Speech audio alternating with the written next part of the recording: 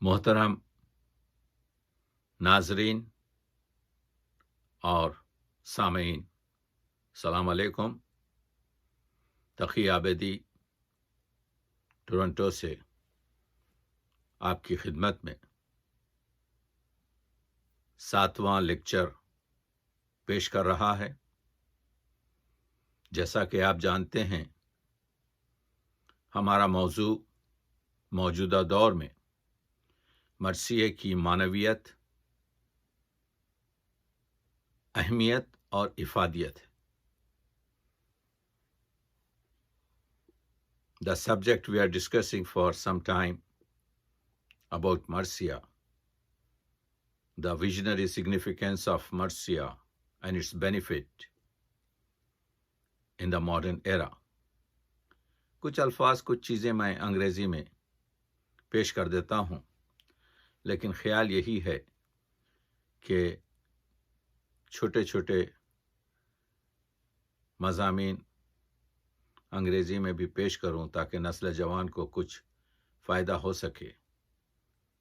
That what I was telling, that I'm planning to deliver some small but related lectures in English too, so that our young generation and the people don't understand the Urdu can understand the meaning and the visionary outlook of Marcia. محترم سامعین، آج کا جو ہمارا lecture ہے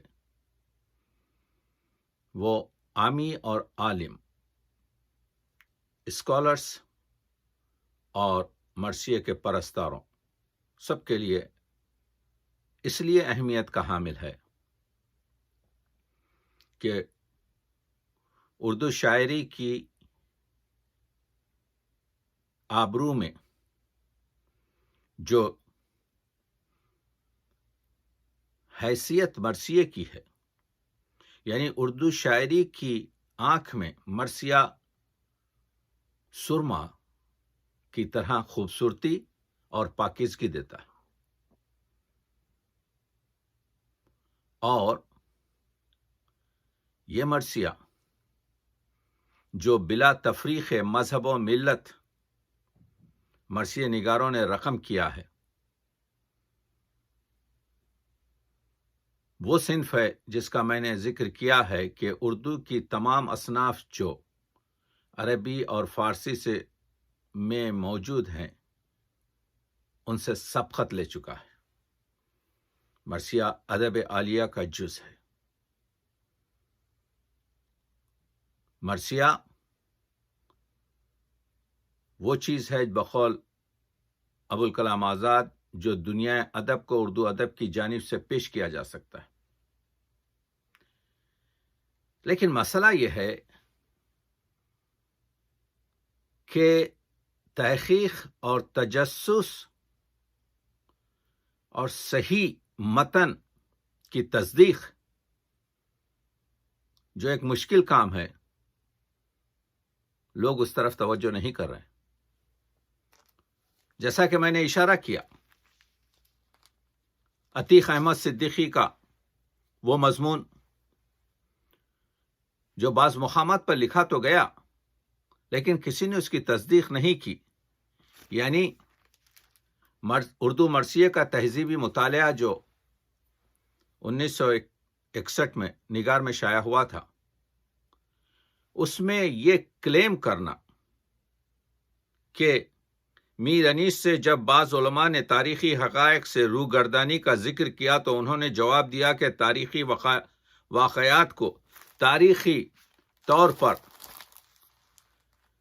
بیان کرنے میں بالکل رخت نہ ہوگی، یعنی اصل مدعا تو رلانا اور رونا ہے، کسی عظیم واقعے کی یادگار منانا، اس سے سبق حاصل کرنا مقصود نہیں کہ اس کی حقیقت کو مد نظر رکھا جائے۔ جس طریقے سے رقت انگیزی میں اضافہ ہوتا ہے اسی کو اختیار کیا جائے۔ کہنے کا مطلب یہ ہے کہ مستند ہوں یا نہ ہوں واقعات، میر انیس نے کہا کہ صرف رونے رلانے کی وجہ سے، اور ہمارا مقصد یہ ہے کہ مرثیے میں صرف رونے رلانا ہو، گریوزاری ہو، تو میں یہ کام کرتا ہوں۔ کہاں لکھا میر انیس نے؟ کس شخص نے یہ حوالہ دیا؟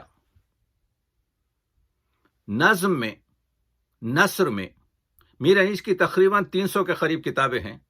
میری لائبریری میں پورا کئی شیلف میر انیس کی کتابوں سے بھرے پڑے ہیں۔ 30 سال سے میں مسلسل میر انیس نہیں بلکہ مرثیے اور اردو ادب کا طالب علم ہوں۔ جو شخص بھی میرے کتب خانے کو دیکھے گا تو ایک چیز فوراً محسوس کرے گا کہ ہر کتاب پر میں نوٹس لکھتا ہوں، ہر صفحہ پر کہاں ہے یہ، اور اگر یہ کہیں لکھا گیا تو کیوں اس کی طرف توجہ نہیں دی گئی؟ یہ مسائل ہیں، یہ ایک ایجنڈا ہے جو اردو ادب کو کمزور کرنے کے لیے یہ چھوٹے دماغ کے لوگ جو ایجنڈا کے ساتھ کام کرتے ہیں، تو تحقیق ان پر کی جائے۔ میر انیس نے ایسا کوئی جملہ کہیں نہیں کہا، عملاً کوئی کام ایسا نہیں کیا۔ دیکھیے، آج ہم جو ایک موضوع پر بات کرنے والے ہیں، یہی جو موازنہ کی بات چیت تھی، موازنہ میں بہت سے ایسے مسائل آئے کہ جن کا وجود نہیں تھا، لوگوں نے اس کو بتایا کہ یہ نمونے برداری صحیح نہیں تھی۔ یعنی جب موازنہ لکھا گیا تو پوری 20 جلدیں دفتر ماتم کی چھپ چکی تھی نول کشور سے، اور جو موازنے میں جو مرزا دبیر کے مرثیے جن کے ریفرنسز ہیں وہ زیادہ سے زیادہ 32 یا 33 ہیں، یعنی تقریباً 5% سے 8% تک کی نمونہ برداری کی گئی، جو تحقیق کے لحاظ سے صحیح نہیں ہے۔ اگر آپ موازنہ کرنا چاہتے ہیں تو آپ کے پاس اتنا وقت ہونا چاہیے کہ آپ پورا نہیں تو 70-80% کلام کو آپ پڑھ کر تصمیم گیری کریں۔ ہم نہیں کر سکتے ویسٹرن ورلڈ میں 5% سے ہم 100% پر نتیجہ گیری نہیں کریں گے، جس کی وجہ سے مشکلات ہوئی۔ اور پھر نمونے برداری کی جو ہے ایک کیفیت یہ ہے کہ اچھی چیز کو، عمدہ کلام کو عمدہ کلام سے ملایا جائے، متوسط کلام کو متوسط کلام سے ملایا جائے، اور معمولی کلام کو معمولی کلام سے ملا کر تقابل کیا جائے۔ پہلے تو تقابل ترجمہ ہوتا ہی نہیں۔ آم اور کیلے کا، سنترا اور سیب کا مقابلہ کرنا بالکل صحیح بھی نہیں۔ بہرحال اگر کرنا چاہتا ہے کوئی، مثال سے کہہ رہا ہوں، کہا کہ میر انیس نے، آگئی بات چیت تو سن لیجئے، ایک جملہ کہتے ہیں کہ میر انیس نے کہا، کہتے ہیں ماں کے پاؤں کے نیچے بہشت ہے۔ کتنا سادہ، کتنا سادگی، کتنا عمدہ مصرع ہے، یقیناً ہے۔ اور مرزا دبیر فرماتے ہیں، زیر قدم والدہ فردوس اولا ہے۔ آپ بتائیے پورے 20 جلدوں میں ڈھونڈ کے یہ کہاں مرزا دبیر نے کہا؟ یہ مرزا دبیر نہیں کا مصرع نہیں ہے، بلکہ یہ حکیم قدر الدولہ کے بند کا مصرع ہے۔ اماں کی اطاعت نہ کروں میں تو خطا ہے، زیر قدم والدہ فردوس اولا ہے، زینب کا ادب والدہ صاحب سے سوا ہے، بیٹا مجھے اپنا پھوپھی اماں نے کہا ہے۔ یہ مصرے قدر الدولہ کے ہیں، تو کس طریقے سے ہم دبیر کے نام پر منسوب کر کر ایک فتویٰ جاری کر دیتے ہیں اور لوگوں کے دل میں یہ گذاشتے ہیں کہ تو نمونہ برداری صحیح ہونی چاہیے۔ فرمایا میں حسین علیہ السلام ہوں۔ موازنہ میں کہا جاتا ہے کہ انیس نے کہا، یہ تو نہیں کہا کہ شہ مشرقین ہوں، مولا نے سر جھکا کے کہا میں حسین ہوں. اور آپ دیکھیے دبیر کہتے ہیں کہ فرمایا میں حسین علیہ السلام ہوں. کہاں ہے یہ دفتر ماتم میں؟ کس نے کہا؟ یہ مرزا دبیر کا مصرع ہے. یہ جس طریقے سے آپ کے کیا کہتے ہیں کسی دوسروں کے مصرعے کو دبیر سے منسوب کرنا، تو ان چیزوں کی ضرورت تھی، ان چیزوں کی ضرورت ہے، اور ان چیزوں کی ضرورت پیش آئے گی. یہ تو خیر معمولی باتیں ہیں. جو اصل مسئلہ ہے وہ یہ ہے کہ میر انیس یعنی مرثیہ گوئی کا آفتاب، جس کے لیے جوش نے ایک مصرع کہا تھا تو میری اردو زبان کا بولتا قرآن ہے، وہ میر انیس جو الفاظ کو چننے میں اور انتخاب میں جب تک کہ الفاظ کے تمام کنوؤں کو جھانک نہیں لیتا، مصرعے میں وہ لفظ کو اس مقام پر نہیں رکھتا، اس کے بارے میں وہ میر انیس جو محاکات میں، جو جذبات میں، جو نفسیات میں صفحے اول کے شاعروں میں شامل ہے، اس کے لیے کلیم احمد صاحب کا تو ذکر چھوڑیے، وہ تو ہر ایک کے ساتھ اس طرح سے گفتگو کرتے ہیں، لیکن احسن فاروقی جیسے شخص کہتے ہیں کہ میر انیس کے پاس جذبات کی کمی ہے. اور ایک دوسرے مورخ فرماتے ہیں کہ عام طور سے مصائب تو وہی ہیں، صرف نام بدل کر ان کو آپ کے مختلف شہداء پر چسپاں کر دیا جاتا ہے. یہ بہت بڑے اور بہت سنگین عظیم شاعروں پر الزامات ہیں. تو اس کے لیے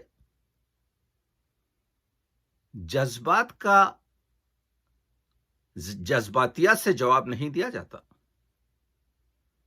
اسکالرز کو چاہیے، محققین کو چاہیے، ناقدین کو چاہیے، جو لوگ معنی وہ لفظ کو جانتے ہیں، ادیب ہیں، ان کو چاہیے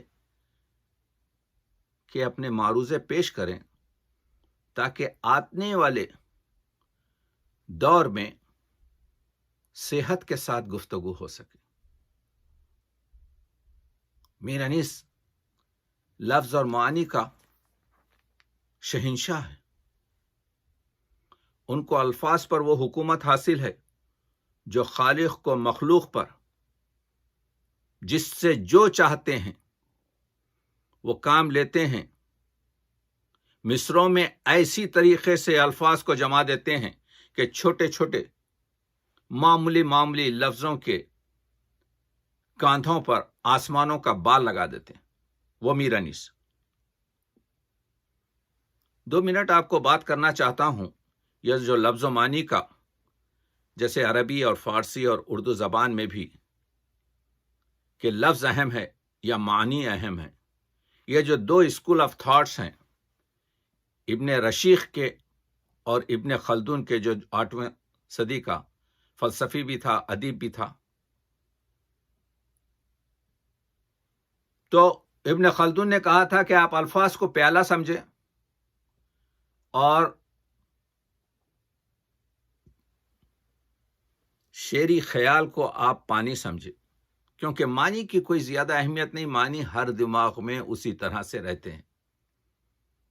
تو اگر آپ کا پانی چاندی مٹی کے کٹورے میں دیا جائے یا چاندی کے کٹورے میں دیا جائے یا سونے اور بلور کے کٹورے میں دیا جائے، تو جیسا جیسا آپ کے جو ہے کٹورا جو پیالہ ہے، وہ پیالے کی جیسے جیسے کیفیت بڑھتی جائے گی، یعنی تو اس پانی کی وقت بڑھتے جائے گی. یعنی کہنے کا مطلب یہ ہے وہ خیال اگر محتشم اور پرشکوہ اور ادق اور بہت بڑے بڑے الفاظوں میں اگر بیان کیا جائے تو وہ خیال کی ارزش اور قیمت بڑھ جائے گی. لوگوں نے پوری طریقے سے قبول نہیں کیا. آپ اگر مٹی کے پیالے میں بھی شیرین پانی دیں پینے کے لیے تو اس کی وقت زیادہ ہے سونے کے پیالے میں کھارا پانی دینے سے. تو یہ تو ابن خلدون کی گفتگو ہے. میر انیس اسی گروہ کے پابند تھے. اسی لیے میر انیس کے بہت سے اشعار سہل ممتنع میں ہیں. اور دبستان انیسو، دیکھیے جہاں تک کہ مرثیوں کے دبستان کا تعلق ہے، میں نے 5واں دبستان اس میں رشید لکھنوی کا اضافہ کیا ہے اس حقیر نے، جس کے بارے میں ایک آئندہ مجلس میں بات کروں گا. ہمارے پاس دبستان انیس ہے، ہمارے پاس دبستان دبیر ہے، ہمارے پاس دبستان اجتہاد ہے، ہمارے پاس دبستان انس ہے جو انس عشق اور تعشق. لیکن صابر جو انس کے تعلق سے خاندان سے تعلق رکھتے تھے اور میر انیس کی بڑی بیٹی کا بیٹا رشید لکھنوی نے رشید لکھنوی دبستان بنایا، جس میں سلام اور مرثیے، جس میں بہاریہ، جس میں ساقی نامہ اضافہ ہوا، جس میں سلاموں سے مجرئی، سلامی، مجرا، یہ سب نکال دیا گیا. تو وہ 5واں آپ کے جو ہے دبستان مرثیہ ہے. ابن رشیق نے یہ کہا کہ بعض لوگ الفاظ کو معنی پر ترجیح دیتے ہیں اور بعض لوگ معنی کی خاطر الفاظ بدلتے جاتے ہیں. یعنی ان کو معنی کی زیادہ پرواہ نہیں ہوتی. وہ ادق، پرحشم، بہت ہی عظیم اور شان و شوکت کے الفاظ استعمال کرتے ہیں. لیکن بعض لوگ سادہ، سلیس، نرم، شگفتہ الفاظ استعمال کرتے ہیں، ان کی زیادہ تر توجہ معنی پر ہوتی ہے. میر تقی میر اور انیس اس گروہ سے تعلق رکھتے ہیں، اور دبیر اور بے دل اور غالب اور سودا دوسرے گروہ سے تعلق رکھتے ہیں. وقت نہیں ہے زیادہ بات کرنے کی. لیکن وہ لوگ جو پرشکوہ الفاظ کو ترجیح دیتے ہیں اور پرورش کرتے ہیں، ان کو متشدق کہتے ہیں. اور وہ شعراء جو غیر مانوس اور گنجلق الفاظ استعمال کرتے ہیں، جن کے سمجھنے کے لیے آپ کو قاموس اور لغت کی ضرورت ہوتی ہے، انہیں متقعر کہتے ہیں.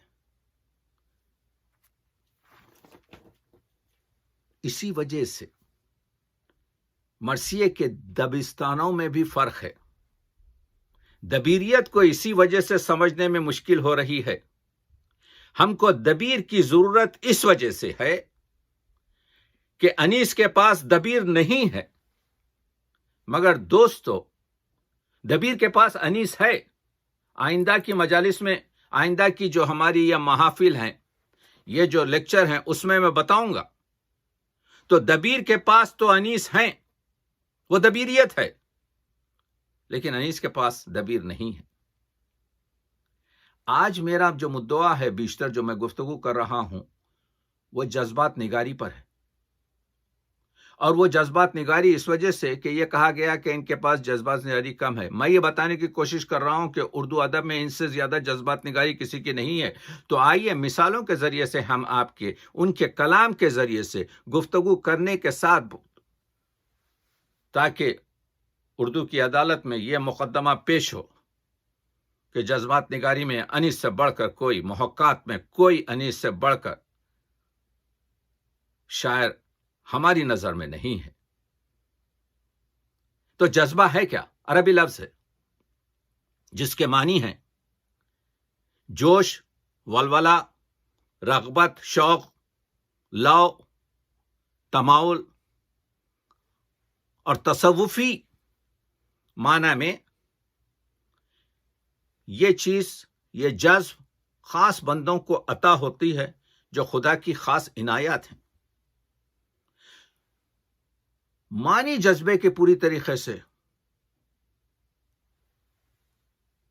یہ نہیں کہہ سکتے کہ جذبے کے ہم نے پورے معنی حاصل کیے ہیں۔ جذبے کی ترجمانی ہو سکتی ہے، جذبہ کا ترجمہ نہیں ہو سکتا۔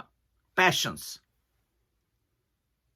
سینٹیمنٹ ترجمانی کر سکتے ہیں، یہ معنی نہیں ہے، کیونکہ اس کے معنی اردو یعنی عربی کے ان چند لفظوں میں جذبے کا شمار ہوتا ہے جس کے بے پناہ معنی ہیں۔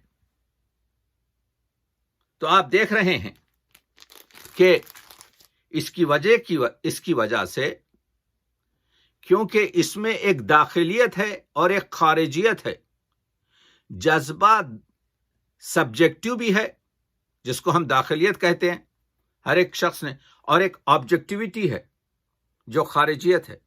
لیکن اثر جو ہے بدن پر ہوتا ہے، اس کا ذہن پر، اور ذہن سے اس جذبے کا اثر ہوتا ہے قلب پر، اور قلب پر جب ہوتا ہے تو آپ دیکھتے ہیں کہ قلب سے جو خون نکلتا ہے، تو فرض کیجئے کہ کسی کا جذبہ آپ کے جو ہے فزیکل انوالومنٹ یعنی بدنی کیفیت کا ظاہر ہونا جذبے میں شامل ہو جاتا ہے۔ عضلات بدن،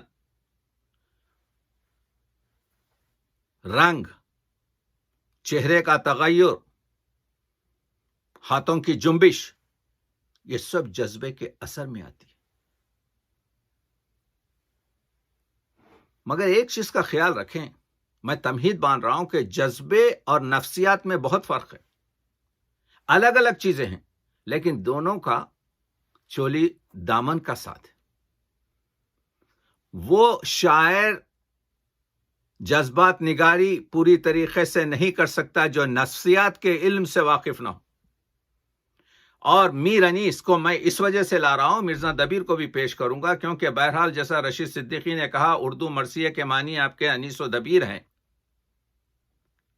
تو میں بیشتر وقت کے دامن کیونکہ تنگ ہے یہ چیزیں پیش کروں گا کہ یہی نہیں بلکہ ان شاعروں نے حیوانات پر بھی جو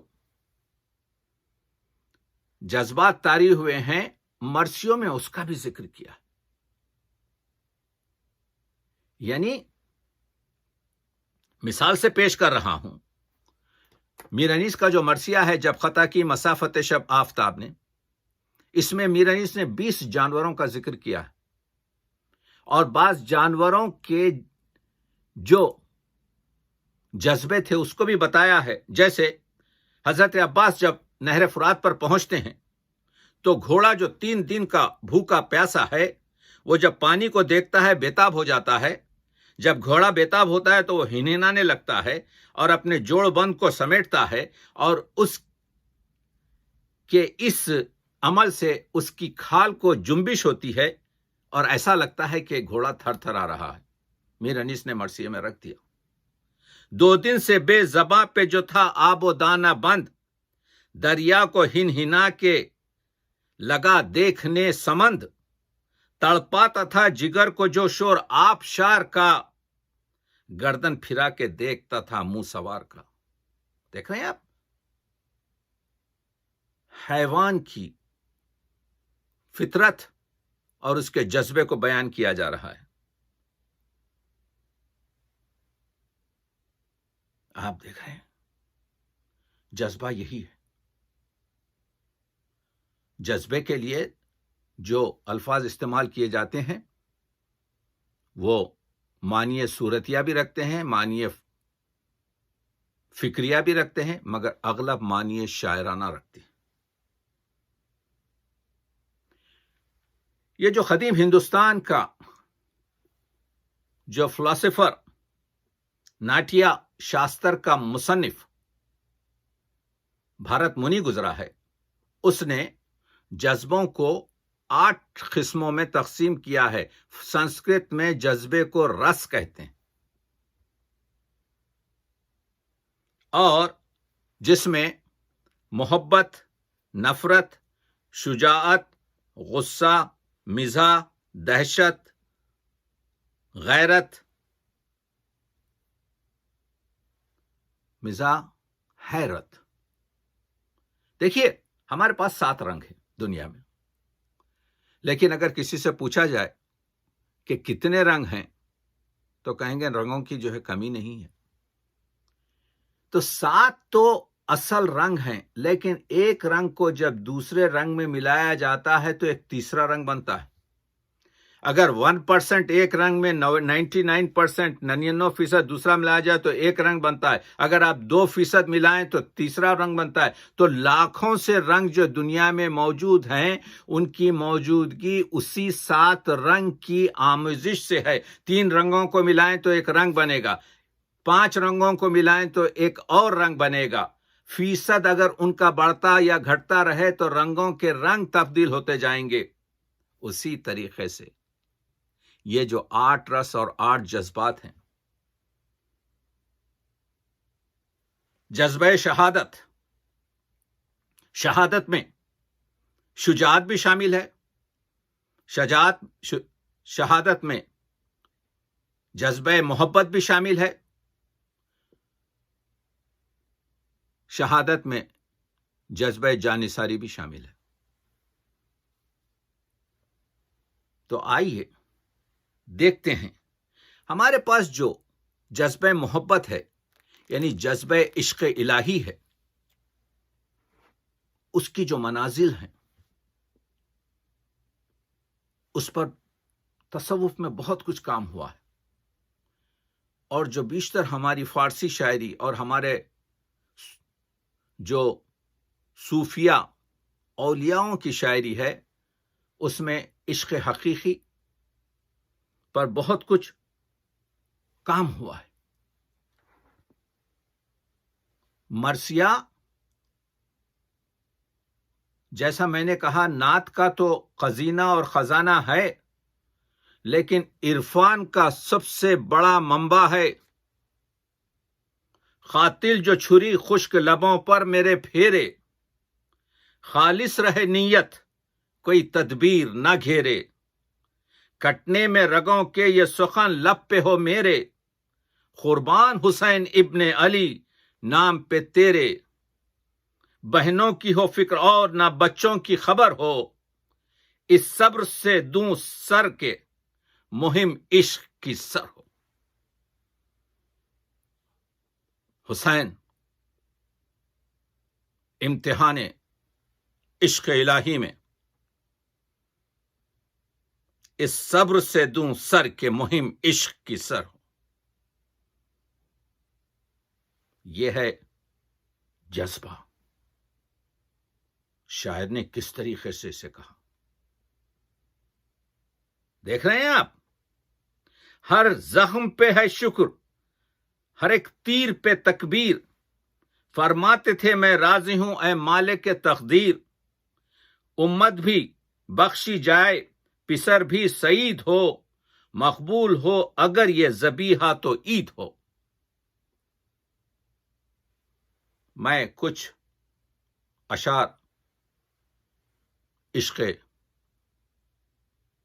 حقیقی کے، عرفانیت کے آپ کی خدمت میں پیش کر رہا ہوں. کوئی ہدیہ تیرے لائق نہیں پاتا ہے حسین. یہ ہے بندگی، یہ ہے ابدیت، یہ ہے وہ میر اقبال نے کہا تھا، وہ سجدہ روح زمیں جس سے کانپ جاتی ہے، اسی کو آج تڑپتے ہیں مسجد و محراب. وہ ایک سجدہ جسے تو گراں سمجھتا ہے، 1000 سجدوں سے دیتا ہے آدمی کو نجات. اور حسین کا وہ سجدہ، ہم تو کعبے کی جانب سجدہ کرتے ہیں، لیکن سجدے کی معراج یہ ہے. کیا نماز شاہ تھی ارکان ایمانی کے ساتھ، کعبہ مس ہوتا تھا ہر سجدے میں پیشانی کے ساتھ. کعبے کی طرف سجدہ کرنا اور ہے، زمین کو لرزا کر کعبے کو اپنی پیشانی سے مس کرنا اور سجدہ ہے. کوئی ہدیہ تیرے لائق نہیں پاتا ہے حسین، ہاتھ خالی تیرے دربار میں آتا ہے حسین۔ حسین ہاتھ خالی جا رہا ہے، حسین تو 72 سوغات کے ساتھ جا رہا ہے۔ دیکھ رہے ہیں آپ، جلوے میں سر زینب و کلثوم کھلا ہو، نواسہ رسول کہہ رہا ہے، بلوے میں سر کلثوم، بلوے میں سر زینب و کلثوم کھلا ہو، یہ سب ہو مگر امت آسی کا بھلا ہو۔ یہ ہے امام، یہ ہے نواسہ رسول۔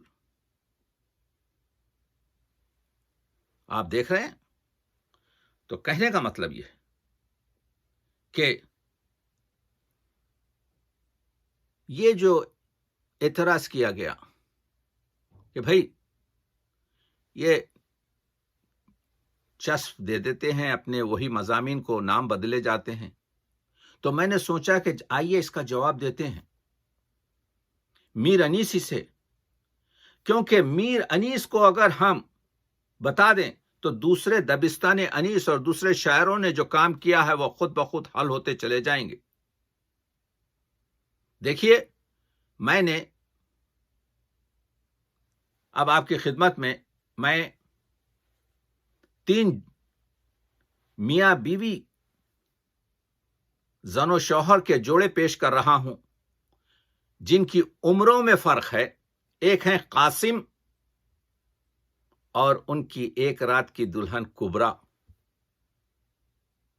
دوسرے ہیں حضرت عباس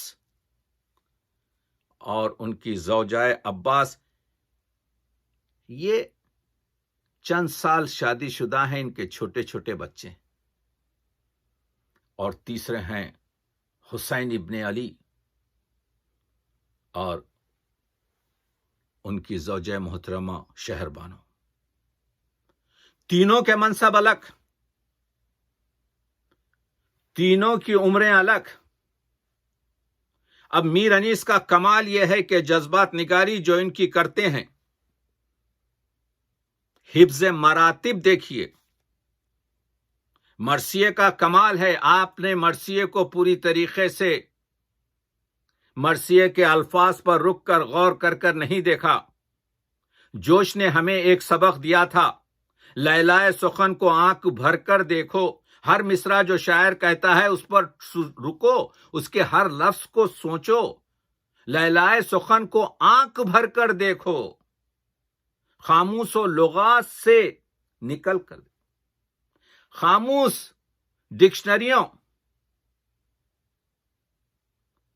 اور لغات سے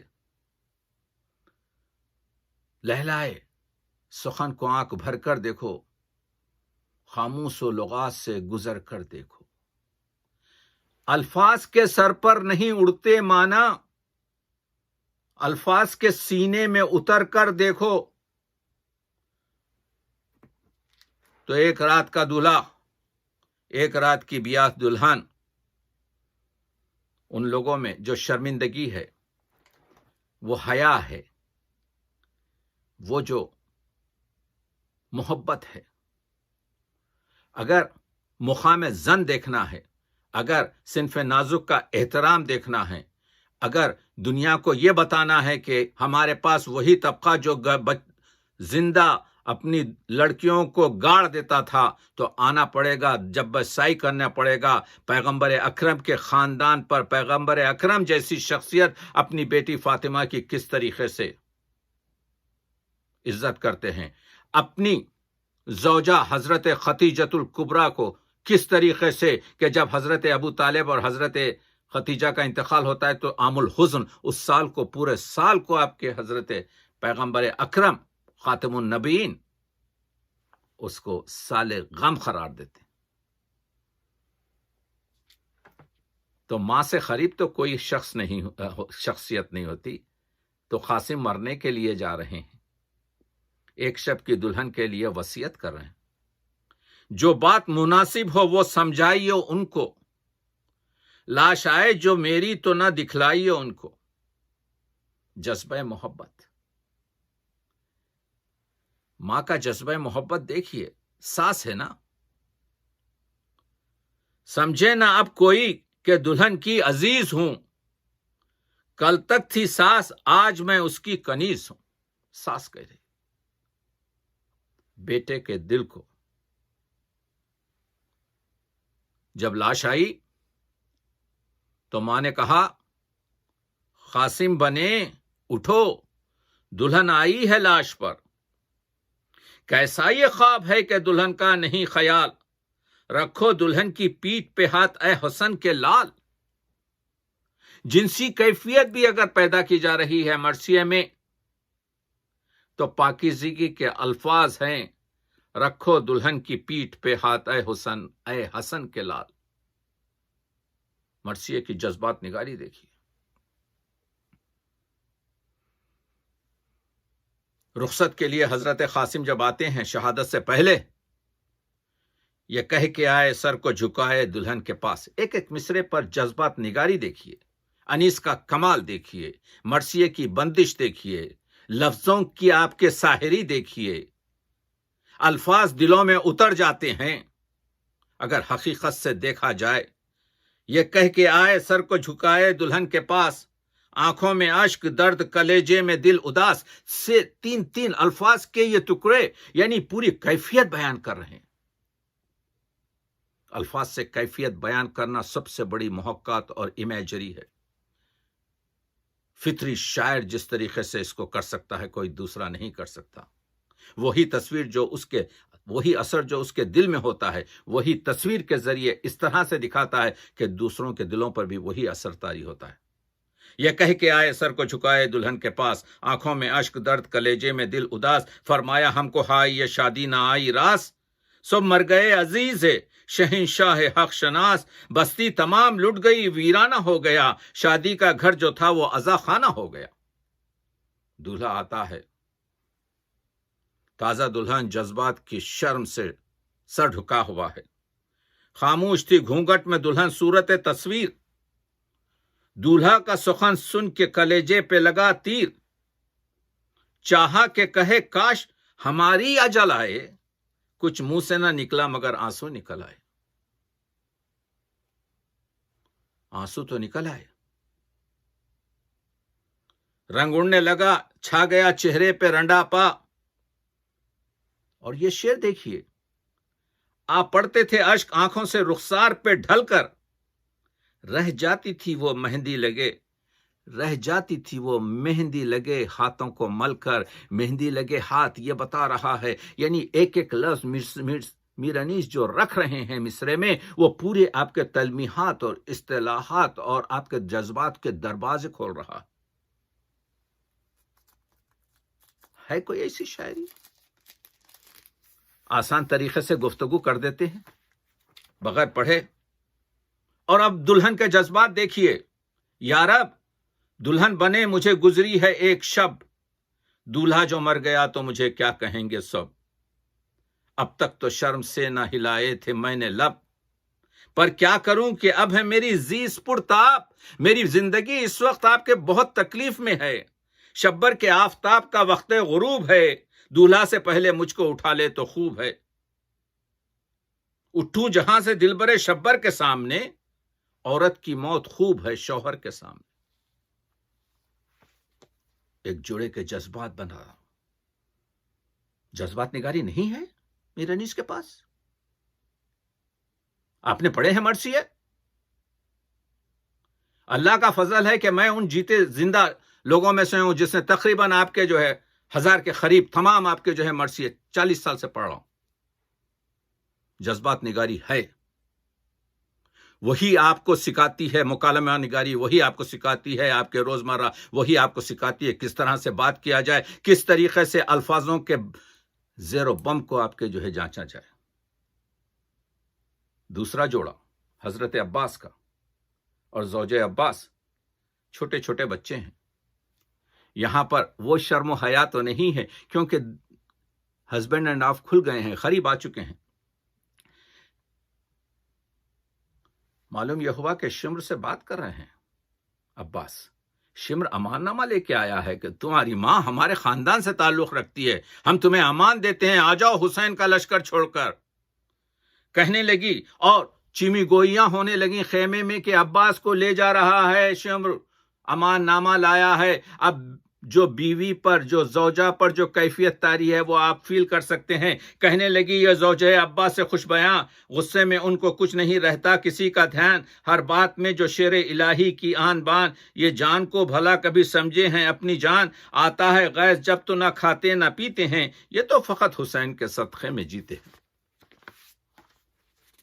لیکن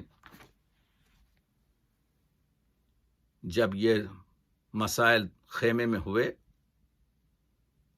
تو آنکھوں میں آنسو آ گئے۔ یا رب، نہ سنوں گی میں کہ جدا ہو گئے عباس، یہ غل ہو کے بھائی پہ فدا ہو گئے عباس، عباس پھرے شے سے نہ مانوں گی، غلط ہے۔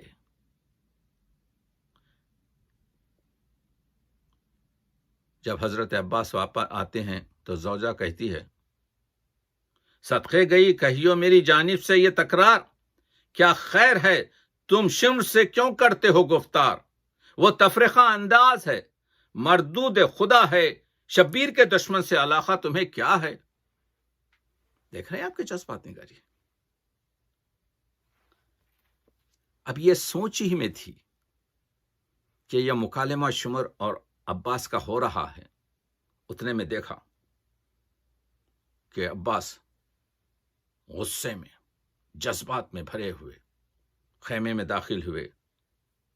یہ سوچ میں پھرتی تھی سراسیما وہ مستر، رخ زرد تھا، دل کانپتا تھا سینے کے اندر، دھڑکا تھا کہ اب کیا کہیں آن کے سرور۔ جب دیکھا کہ حضرت عباس واپس آئے، سرخی سی ہوئی چاند سے چہرے پہ نمودار۔ اب زوجہ نے خیمے کی بیبیوں سے مخاطب ہو سے کہا، سب سے کہا، دیکھو یہ وغا ہے کہ وفا ہے، بھائی کو علمدار نے چھوڑا تو یہ کیا ہے۔ یہ ہے جذبات نگاری، یہ ہے مکالمہ نگاری، یہ ہے گفتگو کا انداز، یہ ہے بیانیہ شاعری میں کس طریقے سے جذبات کو پرویا جا سکتا ہے۔ آپ نے دیکھا، اور جب حضرت عباس رخصت کو آتے ہیں تو چہرہ فخ ہے، چھوٹے چھوٹے بچے ہیں، آؤ، اور رو رہی ہیں تو حضرت عباس کہتے ہیں رونے کی جگہ کیا ہے، آؤ ادب سے دلبر زہرا کے سامنے، روتی ہیں لونڈیاں کہیں آغا کے سامنے، خیر النساء کے لال پہ ہوتے ہیں ہم فدا، شادی کا ہے مقام کے ماتم کی ہے یہ جا۔ اور جذبہ شکوہ دیکھیے، کل تھی سہاگن آج تو میں سوگوار ہوں، بچوں کی اب نہ فکر نہ لونڈی کا ہے خیال۔ اور غم فراق، جب شہید ہو گئے حضرت عباس تو کہا، صاحب تمہیں تو سونے کو ہاتھ آئی خوب جا، دریا کا خوب صرف ترائی خنک ہوا، میں اور آپ آج کی شب تک نہ تھے جدا، بستر کو خالی دیکھ کے گزرے گی مجھ پہ کیا، تڑپوں نہ کس طرح کے نئی واردات ہے، صدقے گئی فراق کی یہ پہلی رات ہے۔ تو انیس نے کہاں پر چسپاں کر دیا یہ چیزیں، ہر ایک بیان لفظ اسی طرح سے چل رہا ہے۔ آپ دیکھ رہے ہیں امام حسین علیہ السلام آتے ہیں آخری وقت، شہربانوں سے 26 برس زندگی کی ہے شہربانوں سے، تو آپ جانتے ہیں کہ کس طریقے سے آ کے امام نے کہا، آگے تیرے آتے مجھے شرم آتی ہے بانو، یہ حسین ہے جو ہمیں درس دے رہا ہے، جو جذبات انیس بنایا، میکے میں تو کچھ سب کچھ تمہیں دولت تھی مہیا، کسرا کی پوتی ہے نا شہربانو،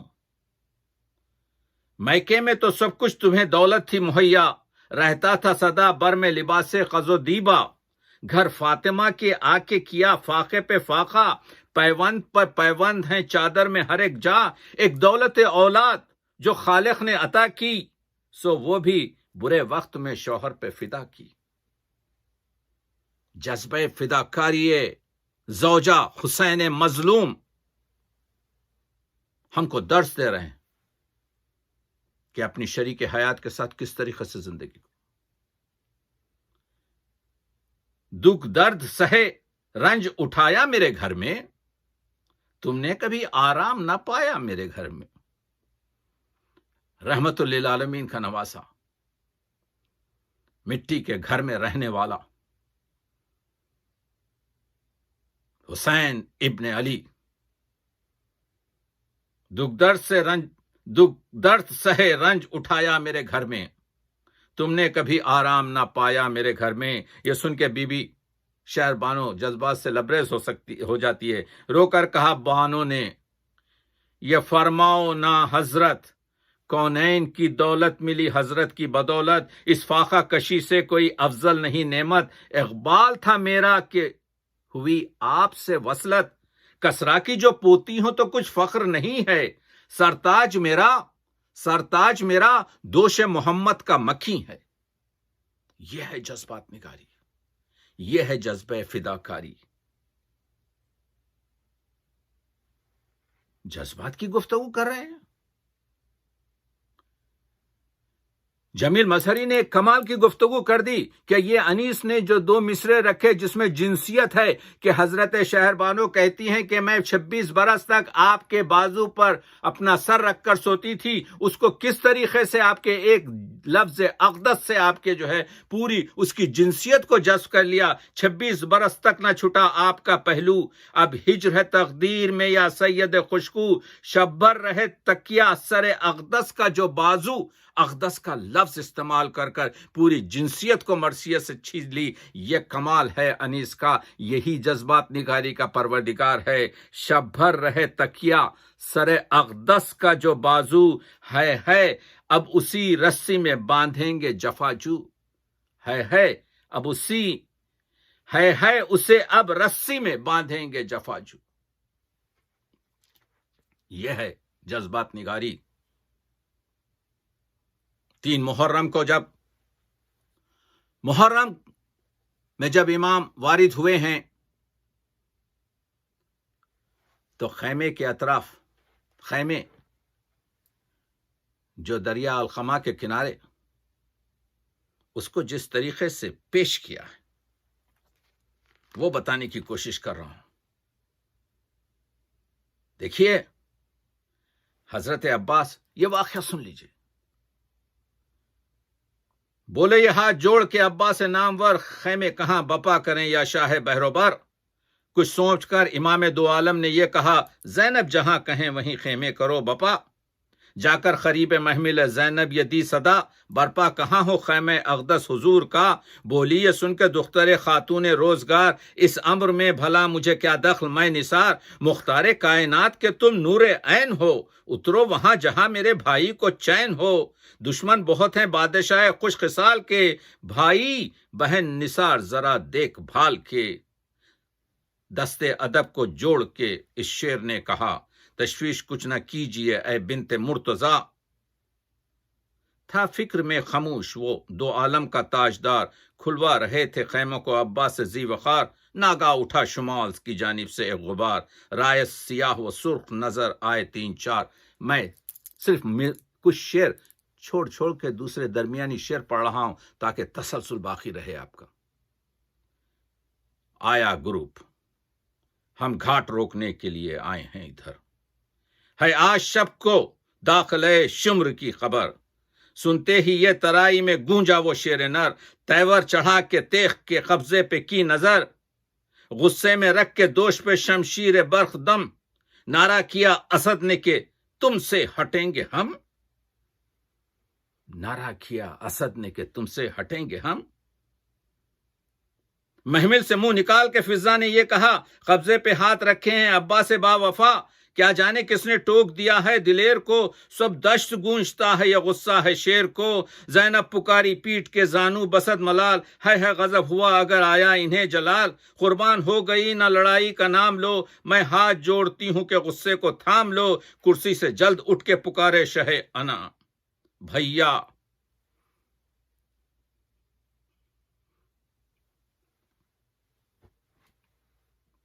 یہ جذبات نگاری ہے، آپ مصرع پڑھ نہیں سکتے۔ کرسی سے جلد اٹھ کے پکارے شہ انام، بھیا ہمارے سر کی قسم روک لو حسام، آقا نے دی جو اپنے سر پاک کی قسم، بس تھر تھرا کے رہ گیا وہ صاحب کرم، گردن جھکا دی تانا ادب میں خلل پڑے، خطرے لہو کی آنکھوں سے لیکن نکل پڑے، کہا ہٹا دو تیغو سپر کو پھینک کے بولا وہ نامور، کہہ دیجئے ان سے کاٹ کے لے جائیں میرا سر۔ انیس نے کمال کا شعر رکھ دیا، صاحبو لیتے جاؤ میں ہوں۔ حضرت نے بتایا کہ دیکھو اگرچہ کہ آپ میرے آقا ہیں، میں آپ کا ادنا غلام ہوں، لیکن میری رگوں میں بھی علی کا خون ہے، میں ہوں غلام آپ کے ادنا غلام کا، آقا مجھے خیال تھا بابا کے نام کا، بابا کے نام کا۔ حسین نے لپٹا لیا، گردن میں ہاتھ ڈال کے حضرت نے یہ کی، کیوں کانپتے ہو غیظ سے بھائی، یہ کیا کہا، وہ شیر ہو کے دھاک ہے ساری خدائی میں، دیکھو تمہارے سوا ہے، دیکھو کوئی تمہارے سوا ہے ترائی میں۔ یہ ہے جذبات نگاری، وہ جذبات نگاری جو حر ادھر سے آتا ہے تو حر پکارا، وہ حر کا مکالمہ جو ہے آپ دیکھ رہے ہیں، جب اس نے عمر سعد نے کہا کیا ملے گا تجھے وہاں پر، عمل خیر سے بہکانا مجھے او ابلیس، یہی کونین کے مالک یہی راسو رئیس، کیا مجھے روکے گا تیرا حاکم ملون و خسیس، کچھ تردد نہیں کہہ دے کہ لکھے جائے، کچھ تردد نہیں کہہ دے کہ لکھے پرچہ نویس، ہاں سوئے ابن شہنشاہ عرب جاتا ہوں، لے ستمگر جو نہ جاتا تو اب جاتا ہوں۔ یہ ہے جذبات نگاری۔ اور جب آخری وقت آیا، نیم وا چشم سے حر نے رخ مولا دیکھا، جب مولا نے حر کا سر اپنے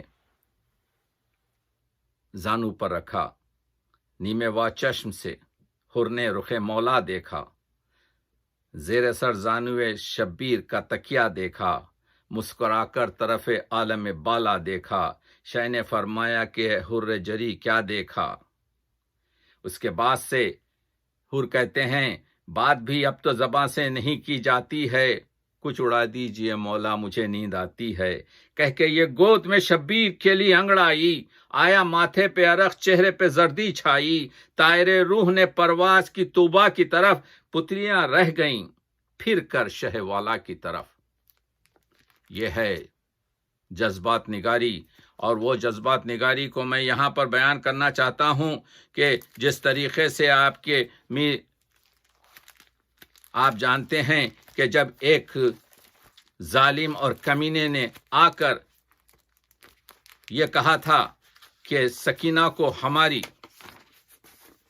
کنیزی میں دے دو، تو وہ جو طریقہ کس طریقے سے انیس نے اس واقعے کو ہم تک پیش کیا ہے، وہ آپ کی خدمت میں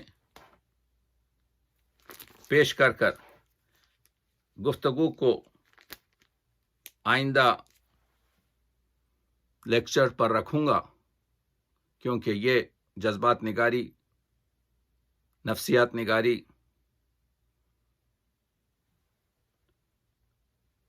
700 دربار میں درباریوں کے سامنے، جس میں حافظ قرآن بھی تھے، ان 700 مردوں کے سامنے جو در حقیقت مرد نہیں بلکہ نامرد جمع ہو گئے تھے یزید کے دربار میں، گلی رسی کے ایک کونے میں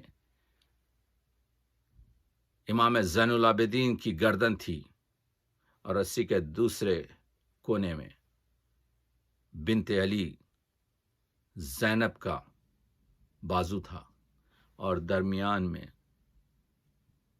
آل محمد کی اولاد اور آل محمد کے نور چشم بندھے ہوئے تھے۔